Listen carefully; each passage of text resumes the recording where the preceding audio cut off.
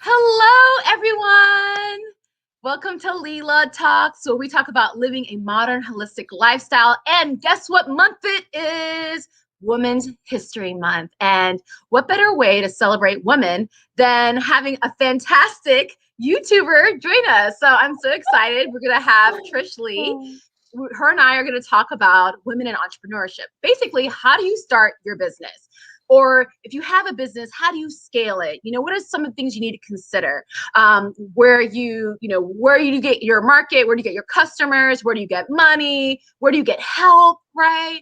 And so since I'm working in my PhD in entrepreneurship, I'm also going to give you guys some nuggets on some academic research. So let's welcome Trish. Hi. Hello. Hi. I'm good. I'm so happy to be here. I'm so excited. I know. You are one of my favorite people. And she's like one of my favorite YouTubers, you guys. She's so positive. She's so loving. And she was actually one of the first people who supported me when I started. I was in the living a modern holistic lifestyle. And she made such a positive comment. She's like, yeah, this is great. Can't wait for the next one. I was like, oh, someone likes the video. How can I not like you, Delilah? What's not to love? Oh, you're so sweet. And so yeah, I'm just so thankful that you're here with us. And so if you wouldn't mind just giving folks a little background about you, your channel, and then we can kind of get started on our chat. Sure. Okay, so hello everyone. I am Trish Lee. I'm based in Germany. I'm a mental health and career counselor.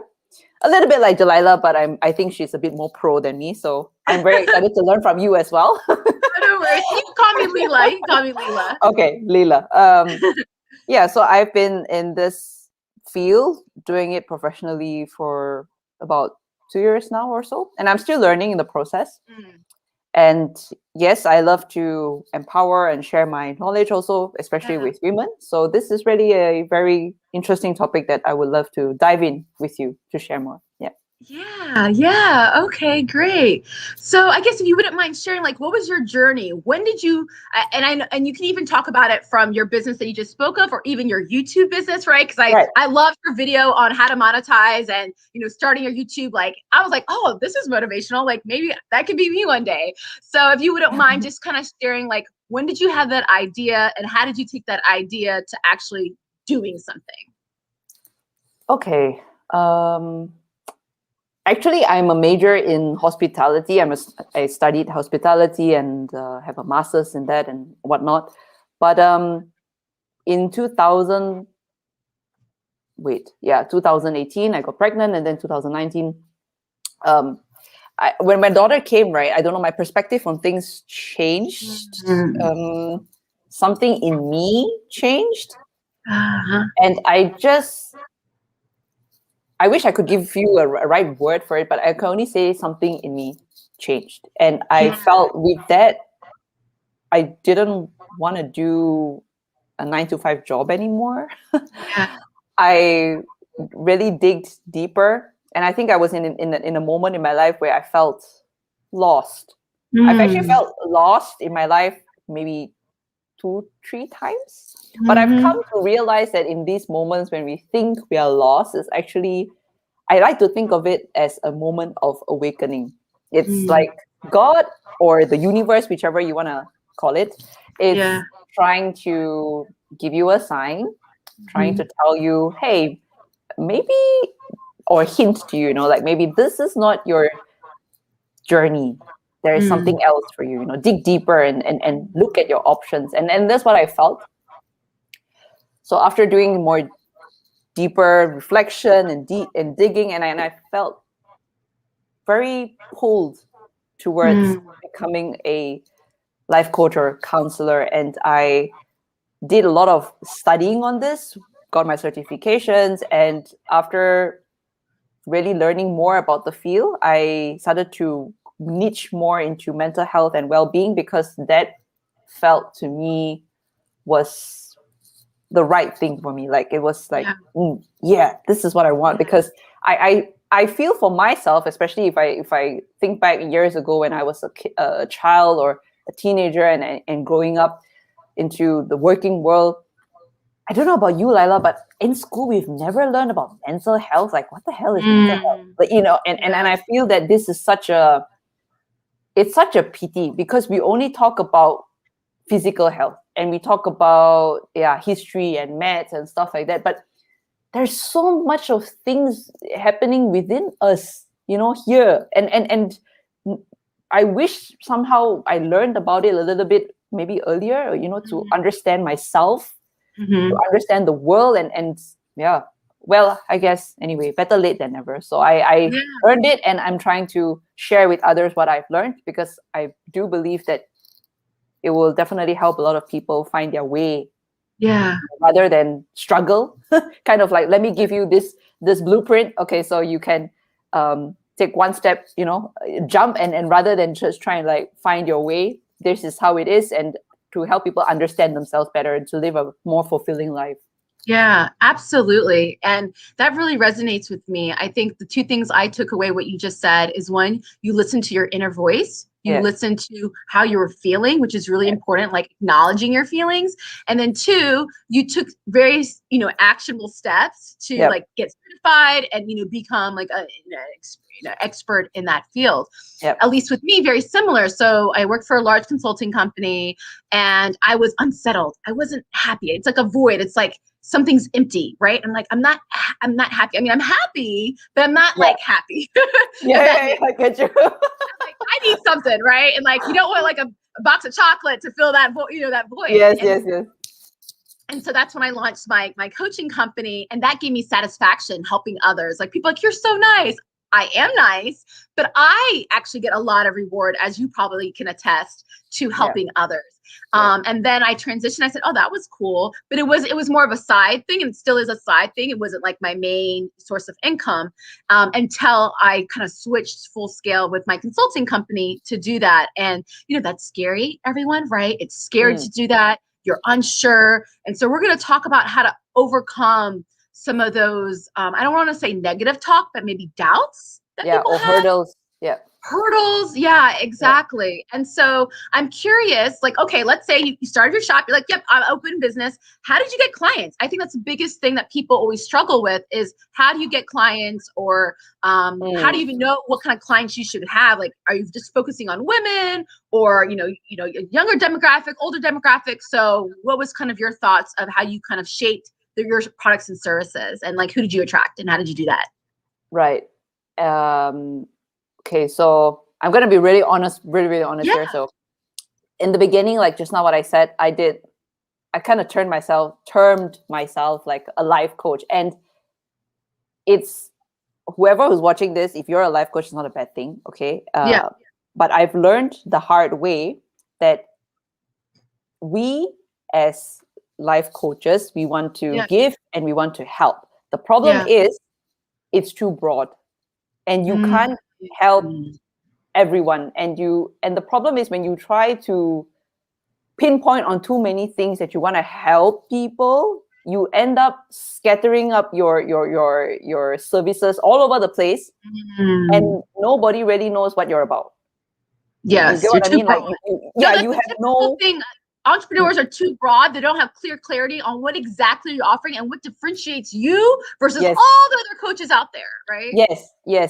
So, and the thing is, I can understand why this happens is because, I'm not going to speak for most life coaches, but for myself, example, because I went through domestic violence when I was a child, and I suffered from very low self-esteem when I was in school, and having kind of like a rough growing up experience.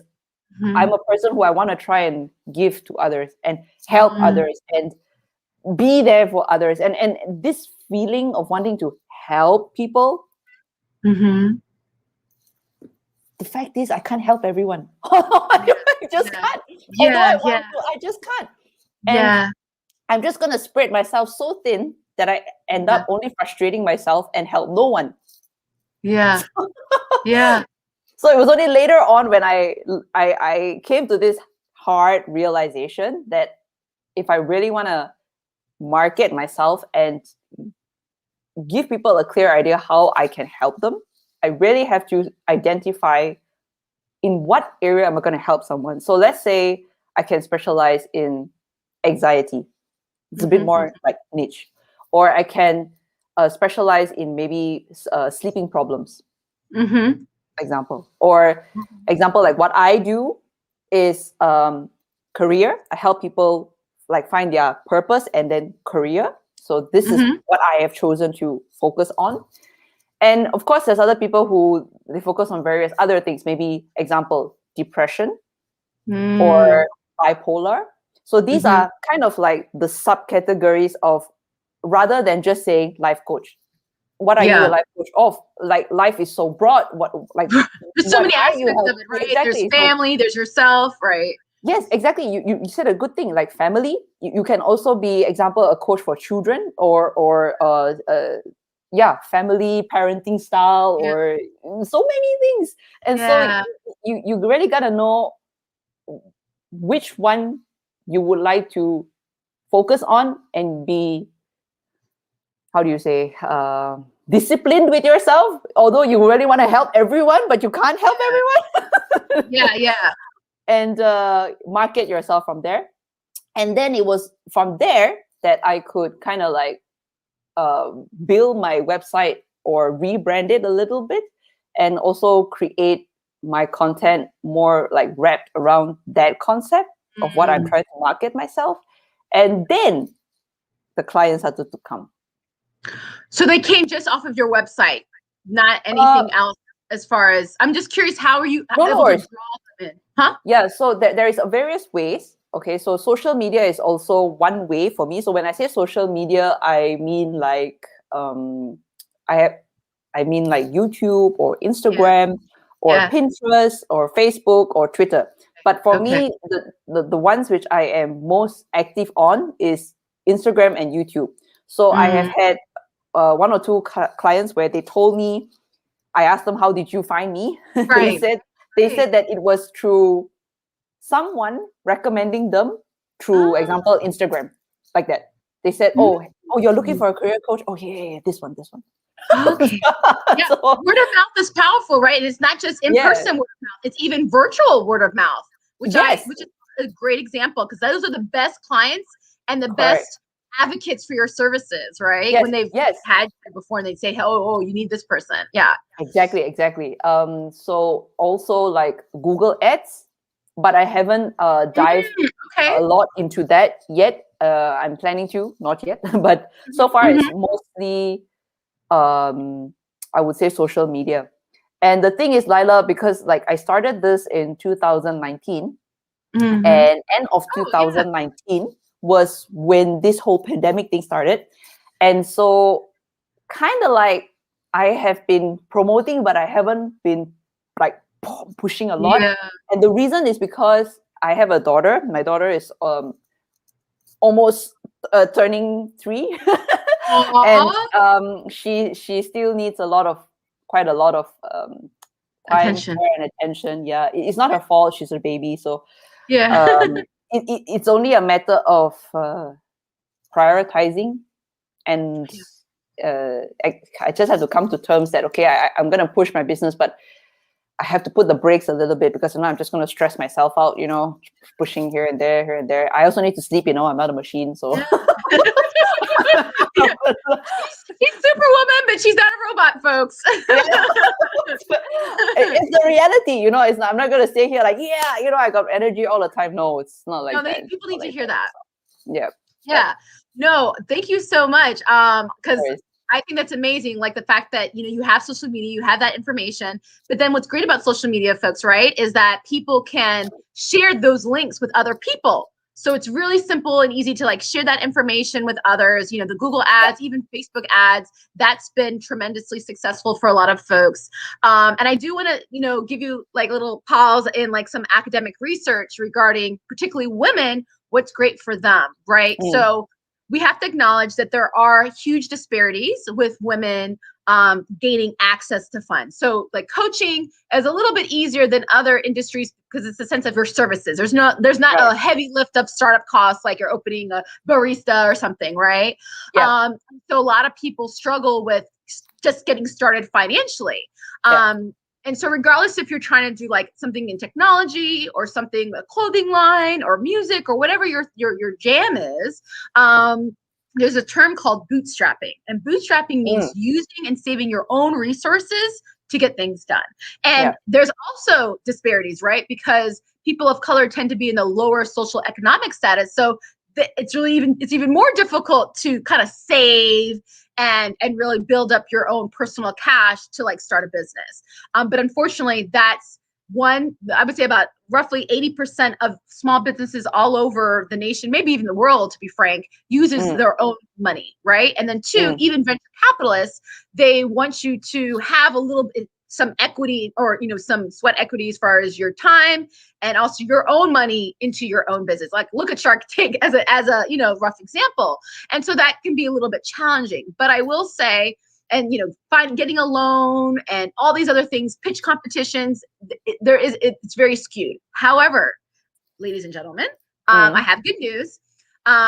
If you're looking to acquire funds, one place that has shown, as far as from the research, some research has shown that women do better raising capital on crowdfunding platforms than their counterpart males. Right? I'll say that again. Women do better on Kickstarter.com.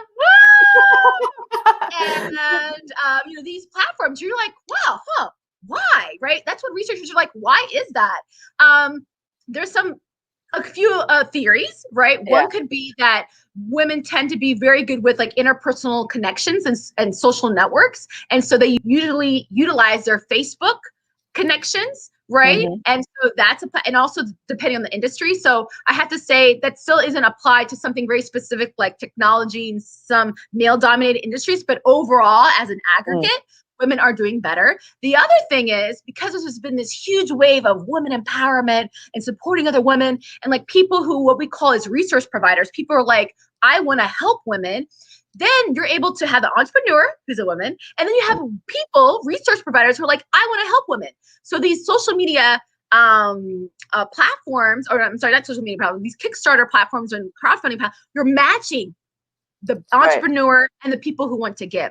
Because a lot of the times venture capitalists, they're typically old white men, right? And so the lack of diversity on that end, they're not going to be able to give. So just want to kind of give you guys some, hope and encouragement that you are so amazing. And there's so many people who want to support you, but you got to get yourself out there.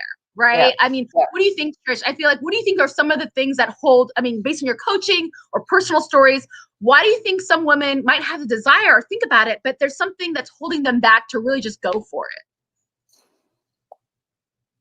it? It can be, there's many things. Can be that I know that some people, they tell me that they are unable to do something when they feel that they don't have the support of their family or friends. Not everyone, I think, Lila, you are like me, I feel. Like, and just like do something, regardless what people say, like, okay, just talk to the hand, I'm just going to do it. Right? Yeah.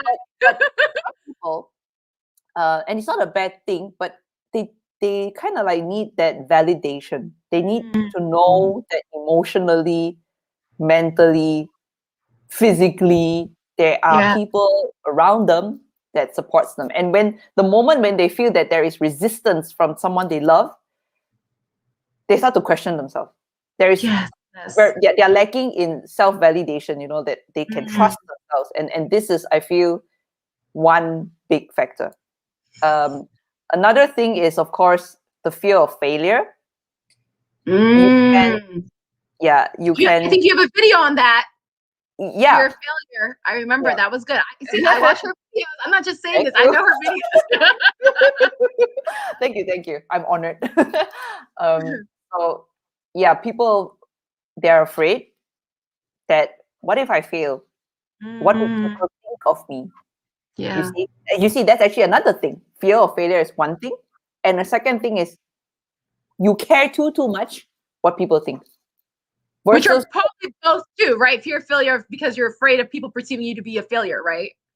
Yes. So it's kind of like a mix, because you are scared that how will this later impact my self-esteem? And how will this later impact my self-worth? And you see, this is so interconnected, and then self-worth. Like how do you or someone else. Each of us, we value our self-worth in various ways. And sometimes we value our worth in terms of our career. We value our worth in terms of our status. We value our worth in terms of our number of children, or how big my house is, or how wealthy my husband is, or in different ways. So it really depends how one determines their self-worth. So those are just a couple of things which I have seen among my friends or my clients, the things that holds them back. And also, actually, one more thing. Yes. Limiting beliefs. Okay, speak on that. So it can also be that maybe from a person's past, not their own experience, maybe what they've seen from maybe their parents had a failed business. Or maybe what their grandparents told them is like, Aya, don't be so ambitious. What you want to do your business for? Just have a 9-to-5 job, have your child, and that's it. Just like just be a housewife. Like, they ingrain that beliefs in you that this is what you're meant to be. This is your life, and that's this is the right way to live your life. This is the correct path. Yeah. Yes, right. That's all you're capable of being. Your beliefs. That's why I say it's limiting beliefs, because that's not true. It's just that is what is passed on from like generation to generation, and you just believe it. So, and that becomes you if you accept it. So that is also one thing that I believe holds people back a lot. Oh my gosh. So let me just double validate what you said, even though we don't need to do that. But it's like, oh my gosh, she's like reading, like you're like when when you're a PhD student, you're researching and you see all these statistics, and then you hear these kind of stories that's validating what research is saying. So the first one that you mentioned regarding social ties, you're right. And this is not just women, this is also men, where the stronger the support is with the family and friends network, the more likely aspiring entrepreneur will pursue their dream of starting their business. For a couple of reasons. One, financially, they'll probably help them, right? Financially. Two, even mentally, right? We talked about mental health.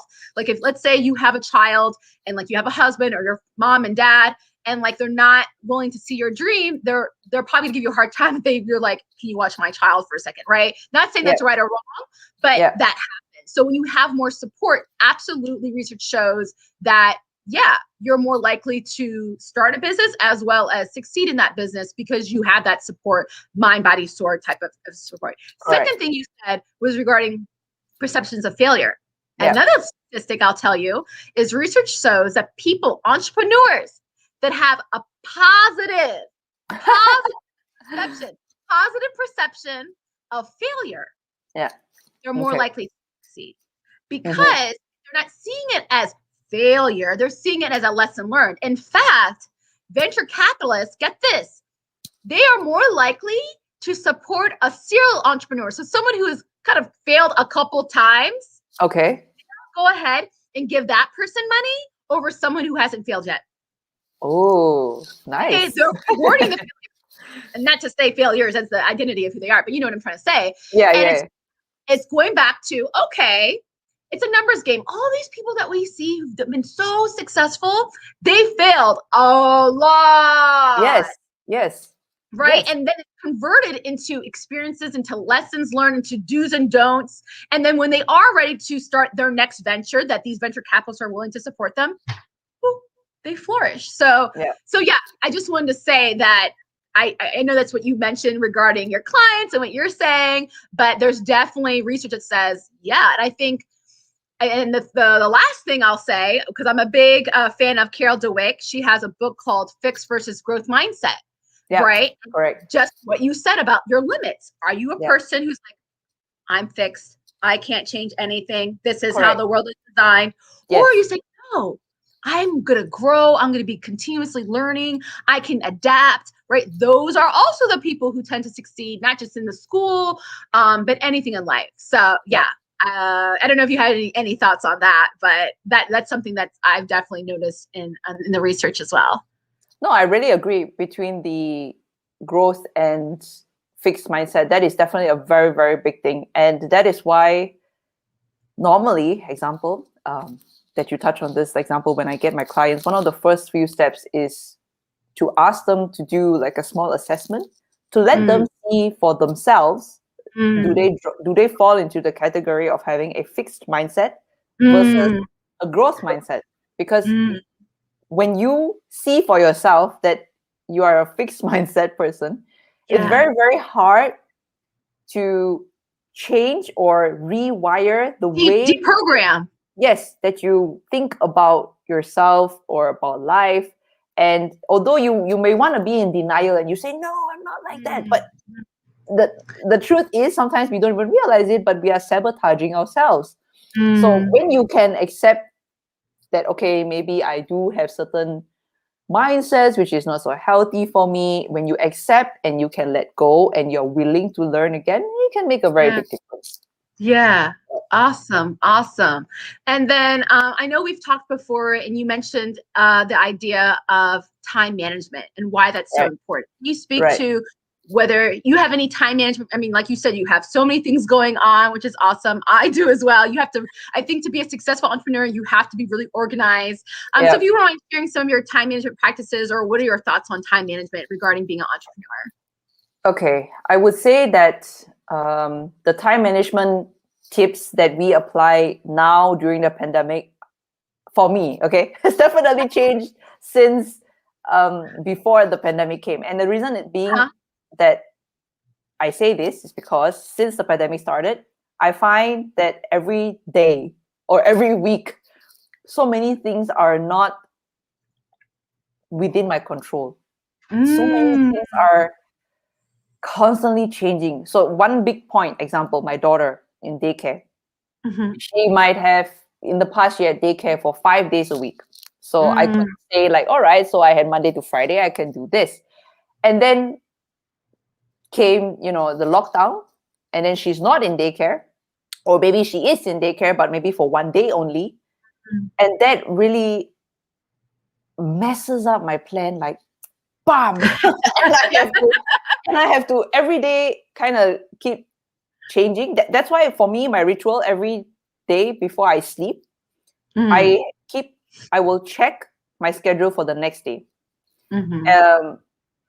And the reason for me is why I do this is because when I feel that once I have my schedule for the next day set, and I know that, all right, I have everything covered, my mind can go to sleep now. Like everything in my mind, whatever that is undone, I know that I'm tired now and I can't do anything right now. I'm just not productive anymore. I'm just tired. I need to sleep.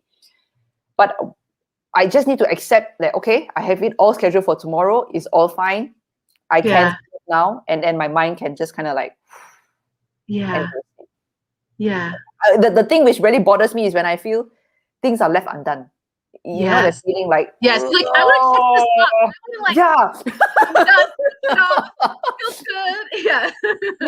And I hate that feeling when it's not done, because so the moment when I know everything is like in order, tomorrow, like my next day is planned. Even if I have to switch something around, like every day I'm switching something around, it's okay. I know that it will get done. I just need to trust that now. My body, my mind, my soul needs to sleep.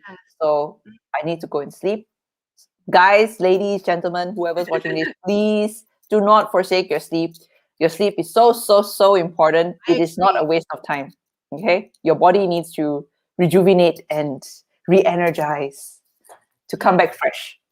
Yeah. Yes. Okay. And the last thing I want to ask you, so I'll go first, is the call to action, right? So most of my videos, I try to give people really concrete steps or just quick tips on, okay, what is the most important thing that they need to consider, when starting a business? So I'll go first.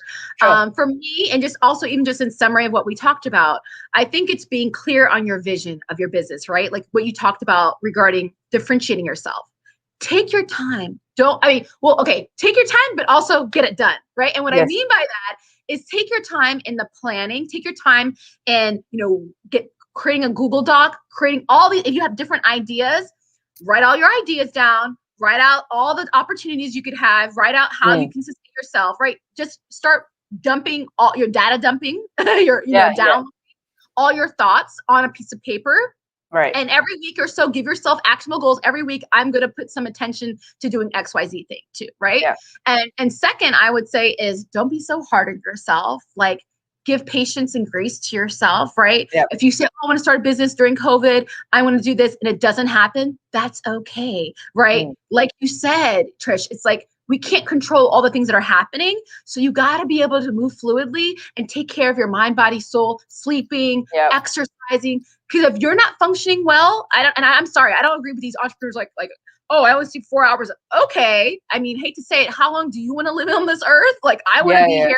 I want to live a fulfilled life. So those are some of my tips. But Trish, what do you think? What are some of the takeaways that you want people to take from this chat? I like what you said just now, and that is what I would like to share also, which is what you said. Yes, you can have a plan. You can get some clarity how you want to market yourself, but also it's really, really important to accept and know that it's okay not to know all the answers. Sometimes the Nike brand, just do it. It's really like that. Just do it. You kind of think of it this way, like you have the framework, and I know you want to, all of us, of course, we would like to know, all right, how to get from A to Z and know the complete plan. If only we all had a magic ball to see the future. If only, but unfortunately no such thing exists. So you can have the framework, understand how things work, and kind of have a plan, yes, but don't be afraid to just start. And I find that sometimes as you start, but you can also, if you're scared, it's okay, just take baby steps. And as you are taking those baby steps, constantly, periodically, consistently take notes and learn from whatever little mistakes or things that you're doing right, and how can you work on that or make that grow. But don't stop learning and don't stop questioning, but just do it. That's one thing. And the second thing is also, because I've done a few small businesses since I was 20. So that's about like 10 years ago. And I have learned one important thing is, especially when you start business, have a budget. And what I mean by have a budget is, let's say when you start, and like just now you said bootstrapping, which I used to do a lot also. When I first started, I think I didn't know this. So it's like, okay, let me start a business, but I didn't set my mind like, this is the budget, and I'm going to kind of like spend within this. And I kind of overspent and I went into a loss.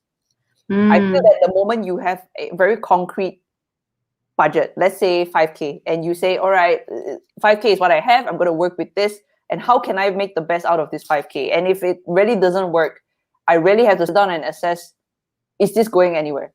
If it is going somewhere and there is a potential, but maybe I've run out of budget, okay, make a new plan. How can I get more financial support? Or if it's not going somewhere, which leads me to my second point, please understand that it's okay to also learn when to let go. Yeah, I think people, it goes back to the failure. They think they're going to fail or something, like they feel like a failure, maybe. Yeah. And sometimes, example, only to share with you, Lila, is today is Sunday. Oh, yeah, okay, Sunday. Yep, okay. Couple of days ago, I think it was a Friday or a Thursday, I posted on one of my different Instagram accounts. I've had this business. It's a handmade fruit jam business since 6 years ago. I started this with my husband. The post that I did was actually the last post for that page. I announced using a video. I told people that it had 21,000 followers. I told them, thank you very much for this journey, for your friendship, and for supporting us, our business, everything. But it's actually time to say goodbye. And the reason for that is not that the business is doing badly or anything, actually, but since COVID happened, many things has changed. Example, like I said, the daycare. And when the daycares are not open, my husband and I, we don't really have time to produce and market and stuff like that. And it's very, very tedious in the food industry business, really. And it's very, very cutthroat prices. So our profit margins were already like, very low. But more than that, also Trump put in some ruling about the shipping, which also impacted our sales a lot. Mm. Apart from that, some other things about the logistics also was an issue. And with all these things in place, I really was having so much of stress that I told myself, although I love the business so much, I mean, imagine 6 years building it up, branding everything, I had to accept that it's time to let go because it was just not worth the stress. Maybe next time I'll pick it up again. But my point is, the point is, sometimes, we have to learn to let go when it's not serving us in a positive way anymore. And it's not that it's you're a failure, and it's just sometimes phases in life. Yeah. I totally agree. All right, thank you so much. If you wouldn't mind just sharing about your YouTube channel. Like, I know we kind of lightly mentioned it, but like, why should people come and check out Trish Lee? Like, what do you kind of typically talk about? Like, please share with us. Right. I would say that in my channel, it's a lot about my own journey, my self-growth, personal development growth journey, about what I learned about myself, about life. And I try to use that to inspire and empower other people. So if you are into learning more about yourself and about life, then do feel free to check out my channel. It's Try with Trish, or you can also find me Trish Lee. And I will be more than happy to see you at my channel. I'm going to put her below, guys, in the description. Thank you. She's all the way in Germany. So as far as the time difference and everything, she kind of helped me with this live stream. And she's just been so loving. Welcome. Thank you so much. Thank you so much, Lila. Yeah. So you guys, if you like this video, make sure that you hit the like, the subscribe, all these buttons below. I'm going to have Trish Lee's YouTube channel below in my description, but I hope this was helpful and you go out and start planning and you start thinking, and just being an entrepreneur is just so rewarding, not just from a monetary, but even from a freedom and the autonomy, right? So if that it's something that you're looking for doing, just start taking steps, right? And so I just want to say, have a fantastic day, and I'll see you guys later. Bye.